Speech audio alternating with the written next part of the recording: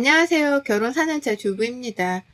저는 지금의 남편과 둘 문제로는 전혀 싸움 문제가 없고 시댁, 특히 시어머니와의 관계 문제가 개입되면 싸움을 하는 부부입니다. 처음부터 제가 시어머니와 부딪히고, 아니, 부딪혔다기보다는 시어머니로부터 스트레스를 받은 것이 초반에 조금, 그리고 결혼하고 2년 차가 지나가면서부터 점점 더 심해졌던 것 같습니다.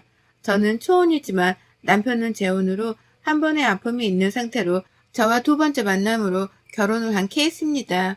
시어머니는 시아버님과 평상시에 관계가 별로 좋지 않았고 불평불만이 많으신 편이며 열은 꽃같이 잘 삐지시는 편이고 질투도 많으신 편입니다. 그런데 저는 결혼 전에는 정말 강인하고 독립적인 여성인 줄만 알았습니다.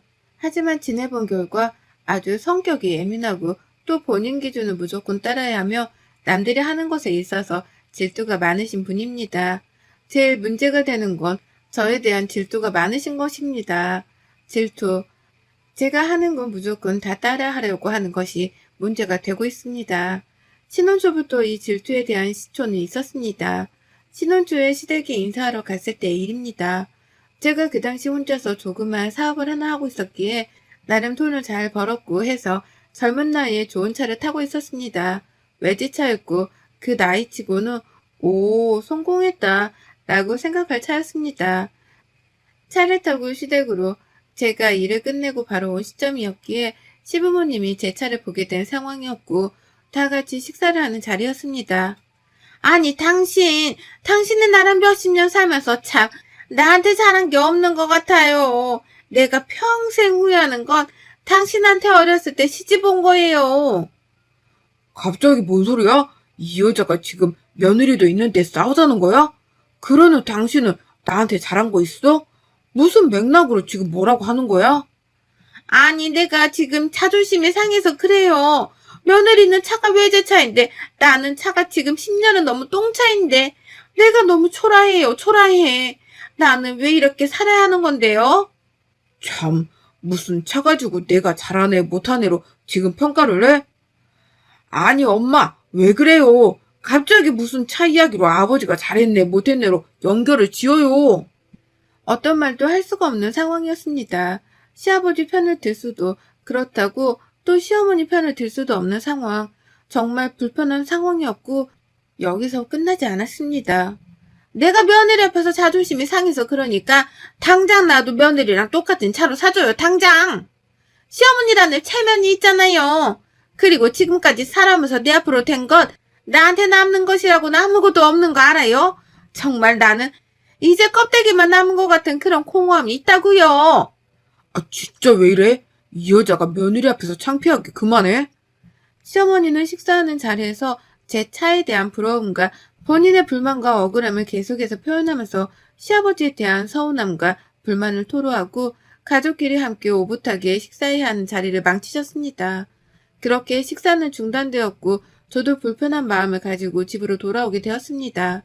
남편 또한 저에게 미안함을 표현했고 시어머니가 저의 차가 많이 부러우셨구나라고 생각했고 시아버지와의 사이가 정말 좋지 않구나, 서운함이 많구나 라고만 생각하고 지나쳤습니다. 그리고 저는 시댁에 갈 때 제 차를 절대 가져가지 않고 남편 차로 가던가 아니면 대중교통을 이용해서 가는 방향으로 바꾸었습니다. 3달 뒤쯤 시어머니가 저희 집에 방문하실 일이 생겼습니다. 그런데 저에게 주차장으로 내려오라고 가져갈 것이 있다고 하셔서 주차장에 내려갔습니다. 아가 반찬이랑 뭐 가져온 게 있어서 그러는데 지하 주차장으로 지금 바로 내려와라. 너 혼자. 네 어머니 지금 내려갈게요. 남편은 집에 있고 저 혼자 지하 주차장으로 내려갔습니다. 저는 시어머니의 똥차를 계속해서 기다렸고 찾았는데 보이질 않았습니다. 그래서 시어머니가 어디 계시는지 전화를 하려고 했는데 저와 똑같은 차 한 대가 제 앞에 섰습니다. 아가, 나다, 나. 시어머니는 저와 똑같은 브랜드의 차를 운전하고 계셨습니다. 주차를 다 하시고 나서 내리셨습니다. 어머니, 차 바꾸신 거예요? 왜? 나는 차 바꾸면 안 되니? 나는 뭐 너처럼 좋은 차 타면 안 되니? 나는 그런 건 누릴 자격 없는 사람으로 보이니? 아니, 그런 게 아니고요, 어머님. 저랑 똑같은 차에서 깜짝 놀랐어요. 그니까 내가 너랑 똑같은 차 하면 안 돼? 그건 아니잖니. 그리고 나도 그 정도 차 탈 사람 정도는 된다. 시어머니는 예민하셨습니다. 저와 똑같은 차, 색깔과 브랜드, 기종, 차 시트 색깔까지 정말 비슷하고, 아니 똑같아서 좀 당황스러웠지만 정말 차를 바꾸고 싶으셨구나. 그리고 제 차가 마음에 드셨구나라고 생각하고 대수롭지 않게 넘겼습니다. 남편에게 말했어요. 여보, 어머님 나랑 똑같은 차를 바꾸셨는데 알고 있었어? 사실 자기가 말하려고 했는데 아버지가 말하지 말라고 해서 말 안 했는데 어머니가 진짜 자기 차가 좋아 보이고 부러웠나 봐. 그래서 말 안 했는데 아버지가 어머니한테 또 미안하기도 하다고 하면서 차를 사주신다고 했는데 돈이 모자란다고 돈을 좀 빌려달라고 해서 내가 한 4천 정도 해드렸어. 미안해. 4천 정도 해드리고 아버지한테 바로 받긴 했어. 아니, 그런 거 상의를 하고 해야지. 어차피 빌려드린 돈 4천을 바로 받기도 하고 해서 굳이 말 안 했는데 미안해. 앞으로는 꼭 말할게. 알겠지? 미안해. 남편은 빌려준 4천을 다시 바로 받았기에 굳이 말 안 했다고 하면서 사과하며 애교를 부려서 저 또한 다시는 그러지 말라고 하고 넘어갔습니다. 그런데 무언가 찝찝하고 기분이 좋지 않은 건 계속 이어져 갔습니다. 명절이 되어서 시댁에 가게 되었습니다. 어머님은 부엌에서 이미 일을 하고 계셨고 저도 일을 돕기 위해 주방으로 들어갔습니다. 그런데 무언가 뒷모습이 달라진 모습에 어머님의 얼굴을 봤는데 속눈썹 연장과 머리 스타일이 바뀌어 있었습니다. 어머님, 속눈썹 연장이라 머리 하셨네요? 안 가꾸다가 최근에 좀 가꿔보기 시작했다. 내가 원래 꾸미고 다녔는데 한동안 안 했던 것 뿐이야. 그래요, 어머님? 잘 어울리시고 예쁘게 잘 됐어요. 예쁘다고 말씀을 드렸지만 무언가 기분이 묘했습니다. 꼭 제 모습을 보는 것 같은 묘한 느낌. 20분 뒤 조금 늦게 도착한 형님이 오셔서 어머님을 보고 한마디 하셨습니다. 어머, 어머님, 저 순간 뒷모습만 보고 동서인 줄 알았어요. 잘못 봤으면 동서 하고 말할 뻔했어요. 그러니? 근데 내가 쟤보다 이쁘지?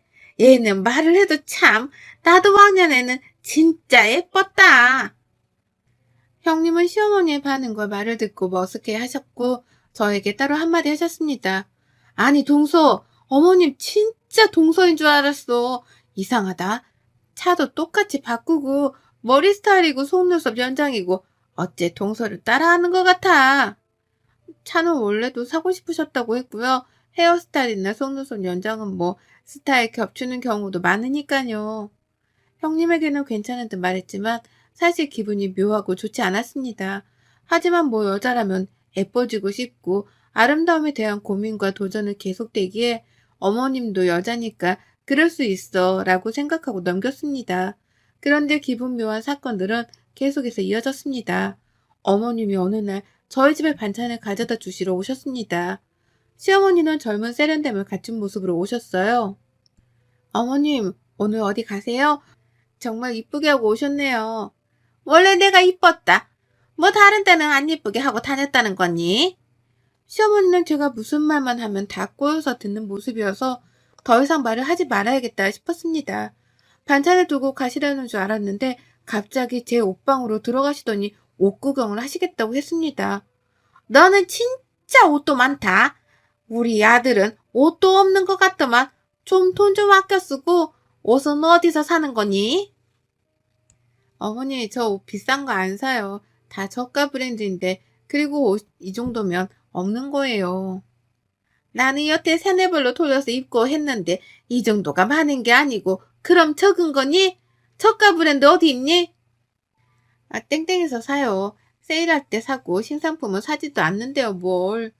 시어머니는 한바탕 저의 옷장을 구경하시고 화장품도 보시고 잔소리 한바탕 하셨습니다. 그러고는 갑자기 저의 화장대에 앉더니 다이슨 드라이기를 들더니 이건 잘 되니? 이걸로 드라이하고 손질하면 네 머리처럼 되는 거니? 라고 말씀하시는데 순간 좀 기분이 좋지 않고 소름이 돋았습니다. 네? 저는 고데기도 하고 다이슨 사용할 때도 있고요. 어머니, 다이슨 가지고 싶으세요? 내가 뭐 가지고 싶으면 다 사지. 못 사서 물어보는 거 같니? 그냥 이걸 쓰면 너랑 똑같이 머리가 되는지 물어본 거다. 머릿결에 따라 뭐 다르겠죠. 시어머니는 한바탕 저의 옷장과 화장대를 관찰하시고는 다이슨 드라이기로 본인 머리 손질까지 하시면서 거울로 저를 곁눈질로 바라보시고 외모 케어를 하시다가 집으로 갔습니다. 묘한 기분, 그리고 묘한 분위기, 묘한 느낌은 계속해서 이어졌습니다. 기분이 좋지 않았고 무언가 저를 따라하는 것만 같은 느낌과 함께 저를 굉장히 질투한다라는 느낌이 들어서 이대로는 안 되겠다 싶었습니다. 그래서 어떻게 해야 할지 정말 많은 고민을 했습니다. 계속해서 이렇게 묘한 분위기와 질투를 하는 시어머니를 계속해서 받아낼 자신도 없고 긍정적으로 잘 풀어나가야겠다 싶었습니다. 시어머니께 어느 날 전화를 드리고 브런치 데이트를 하기로 약속했습니다. 어머님, 날씨도 좋고 한데 우리 브런치 카페 가서 식사도 하고 시간 좀 보내게 나오세요. 네가 웬일이니? 알았다. 그럼 이따가 거기서 보자. 꽤 핫하다는 장소로 어머님을 불렀고 만나기로 하고 즐거운 시간을 보내보기로 했습니다. 그런데 시어머니가 약속된 장소로 오셨을 때 깜짝 놀랐습니다. 저의 늙었을 때의 모습을 보는 것 같은 정말 똑같은 비주얼로 경악을 금치 못했습니다. 좋아하는 연예인이 있으면 따라하듯이, 그리고 좋아하면 닮아가는 듯이, 또 정말 닮고 싶은 사람이 있으면 따라하면서 도플갱어라는 말이 나오듯이 시어머니의 모습을 보는데 제 모습이 보였기 때문입니다. 그런데 좋은 의도로 닮음이 아닌 소름 돋을 그런 의도의 닮음이었습니다. 어머니, 여기에요. 옷이랑 신발이랑 못 보던 건데 정말 신세대스럽네요. 저번에 너네 집 가서 네 옷장에서 본 옷들로 좀 골라봤는데 어떠니? 예쁘니? 네? 저랑 똑같은 옷을 일부러 사신 거예요? 왜요? 일부러 사다니. 원래 내 취향이다. 그동안 내가 입고 살았던 거지. 네가 나를 만나서 지금 내 취향을 무의식 중에 따라하게 된 거지. 지금 누가 누구를 따라했다고 보는 거니? 시어머니는 본인 취향이었던 것이고 본인이 양육하고 가정에 헌신하는 동안 입고 있었던 취향이라면서 시어머니가 저를 따라한 것이 아닌 제가 시어머니의 취향을 따라하고 있었다라고 말씀하셨습니다. 순간 시어머니가 안쓰러웠습니다. 처음에는 시어머니가 왜 저러는 건지 소름도 돋고 밉고 병적으로 보였습니다. 물론 지금도 안쓰럽다 보는 것이 마음의 상처와 마음의 병적인 시선으로 바라봐지고 있습니다. 같은 여자로서 아름다움에 대한 추구와 함께 관심을 꾸준히 가지고 표현하고 싶었는데 억눌린 채 살아간 것에 대한 억울함과 갈망이 온전히 느껴졌습니다. 어머니 지금도 충분히 아름다우세요. 이 자체로도 예뻐요. 지금 나 놀리는 거니? 무슨 소리를 하는 거니? 시어머니는 처음 칭찬과 아름답다라는 말을 듣는 사람처럼 부끄러워하시면서 눈맞춤을 피하셨습니다. 저와 똑같은 코스프레를 한 것 같은 모습을 한 시어머니와 함께 데이트를 행복하게 보내고 집으로 돌아오는 길에 알 수 없는 복합적인 감정으로 눈물이 흘렀습니다. 시어머니의 지금까지 행동이 이해가 갔습니다. 왜 내가 하는 것들, 그리고 내가 가진 것들에 질투를 느끼고 표현을 그렇게 했는지. 시어머니는 20대 초반에 시아버지와 혼전 임신으로 결혼하셨고 시댁살이와 함께 가지고 싶은 것, 그리고 20대 초 가장 예쁠 나이에 육아에 찌들어서 예쁜 꽃인 상태로 집안에만 계셨습니다. 그때 누리지 못한 것들에 대한 그리움과 억울함이 저에게 투영되었던 것 같습니다. 물론 그 감정들을 저에게 투영해서 푼다는 것, 건강하지 못한다는 것을 압니다. 하지만 건강하게 푸는 방법을 모르시기에 그렇게밖에 풀지 못하는 것이라는 것을 이해가 되는 저는 안쓰러움과 잘 해드려야겠다는 마음이 생겼습니다. 집에 와서 남편과 어머님은 남편을 양육할 때 어떠했는지 물었습니다. 우리 엄마는 뭐 내 기억에 항상 집에서 밥만 하고 청소, 우리 보살핌만 했던 걸로 기억이 나. 항상 그냥 질끈 하나로 묶은 머리와 검정 티에 검정 바지, 예쁘게 꾸며본 적이 없고 손에 물 묻힐 때가 많아서 손도 거칠고. 근데 자기야 왜? 아니, 갑자기 어머님이 너무 여자로서 안쓰러워서 20대 꽃다운 나이에 결혼을 해서 시댁살이에 독박 육아까지 정말 힘들으셨을 것 같아. 그리고 20대 초부터 시작해서 30대 초반, 중반, 후반 그리고 40대가 되어가면서 이제 꾸미고 싶을 때에는 이미 노화가 시작되었고 무심한 성격의 아버님 또한 다정다감하게 잘 챙겨주지도 못했으니 그 분노와 억울함, 서운함이 나에게 투영되었나 이런 생각이 들어서 안쓰럽고 마음이 아프더라고. 자기야, 우리 엄마가 그렇게 행동하는 게 미울만도 한데 너무 고마워. 자기는 진짜 천사야. 시어머니가 너무 안쓰럽고 잘 해드려야겠다는 생각에 립스틱도 사다 드리고 제가 옷 쇼핑을 하거나 화장품 쇼핑을 하면 꼭 하나씩 더 사서 어머님께 선물도 하고 나름의 마음을 표현하는 시간을 보냈습니다. 그러던 어느 날 남편의 카드 명세서가 두껍게 우편물에 온 날 왠지 뜯어보고 싶은 생각이 들었습니다. 저희 부부는 각자의 돈 관리를 하면서 공동 생활 관리비만 따로 모아서 경제 관리를 하고 있었기에 각자 개인의 카드 명세서나 우편물은 각자가 뜯어보고 관리했습니다. 그런데 유독 그날은 뜯어보고 싶은 마음이 생겨서 뜯어보았는데 카드 명세서의 내용과 납부해야 할 카드값을 보고 깜짝 놀랐습니다. 월 1,000만 원이 넘는 카드값과 카드 사용액 추천은 에스테틱과 가방, 옷, 화장품들의 구매였습니다. 그것도 다 여성용이었습니다. 저한테 선물한 적도 없었는데 이것들의 출처는 다 어느 곳인지 의심이 들기 시작했습니다. 나 몰래 지금 여자가 따로 생긴 건가? 손이 떨리고 당장 남편에게 묻고 싶었습니다.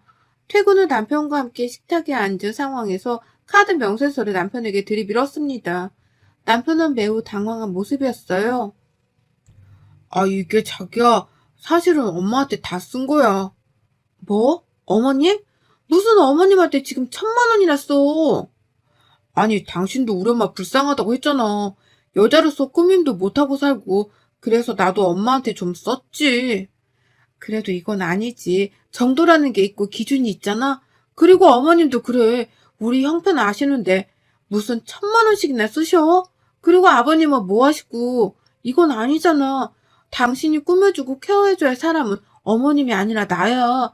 물론 어머님도 신경을 써야겠지만 이렇게 월 1,000만 원씩이나 아름다움을 위해서 투자해주는 게 와이프가 아니라 본인 엄마라는 건 좀 문제가 있지 않아? 자기도 우리 엄마 불쌍하다고 했잖아. 난 그래서 이 정도는 자기도 괜찮다고 생각할 줄 알았어. 남편은 제가 시어머니가 여자로서 불쌍하다고 말하면서 잘 해드려야겠다라고 말한 것에 있어서 이렇게 시어머니에게 돈을 쓰는 것을 암묵적 동의를 했을 것이라고 치부했습니다. 말이 나오지 않았습니다. 화도 나고 사준다고 다 받고 또 요구하는 시어머니도 정말 이해가 가지 않고 시아버지로부터 시어머니 그리고 남편이 미웠고 잠깐이나마 시어머니를 여자로서 불쌍하게 생각했던 제 자신이 갑자기 한심하게 느껴졌습니다. 시어머니께 찾아갔어요. 어머니, 오빠 카드 명세서가 왔는데 저희가 감당할 수 없는 금액의 카드값에 어머님도 생각이 있으시면 이렇게 아들 카드로, 아니 저희 부부의 공동 카드로 미적 아름다움을 채우기 위해서 사용하시는 건 좀 아니지 않나요? 어머님이 갚으셔야 할 것 같아요. 어머님이 다 사용하셨으니까. 나 돈 없다. 그리고 내 아들이 어미를 위해 쓴 돈인데 뭐 잘못됐니? 너 지금 너한테 안 썼다고 질투하는 거니? 어머니, 어떻게 그렇게 생각하세요? 순간 시어머니와 대화를 하다가 시어머니의 방을 보게 되었습니다. 문 열린 틈으로 보이는 방에는 저와 똑같은 시계, 저와 똑같은 가방, 그리고 저와 똑같은 옷부터 속옷까지, 그리고 향수와 드라이기 등등 제가 사용하는 것이 모두 다 똑같았습니다. 내가 내 취향을 찾겠다는데, 그리고 우리 아들이 나 꾸며준다고 데리고 가서 직접 아들이 골라준 건데 뭐가 문제가 되니? 이거 다 우리 아들 취향으로 다 고른 거다. 그래서 너랑 나랑 겹칠 수도 있고 너는 내가 너를 따라한다고 생각하는데 그거 큰 착각이다. 우리 아들이 자기 취향으로 너랑 나랑 만들어 나가는 거야. 너 하나 모르는 게 있는데 우리 아들이 왜 유넌지 아니? 아들 취향으로 만들다가 안 돼서 그리고 걔가 나랑 자꾸 똑같아지는 게 싫다면서 이혼한 거다. 너도 그전애랑 다를 게 없네.